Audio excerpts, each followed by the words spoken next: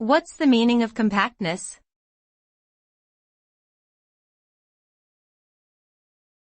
Compactness.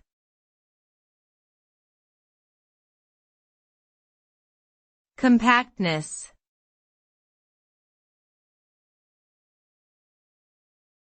Compactness.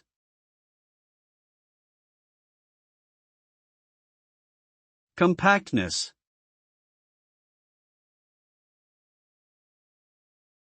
Compactness is the property of an object or substance that allows it to be packed into a small space with minimal wasted volume. It is the measure of the degree to which a material can be compressed. This property is important in engineering, where compact materials are desired for their efficiency and durability. In mathematics, compactness refers to a topological property of a space that characterizes its ability to be covered by a finite number of open sets.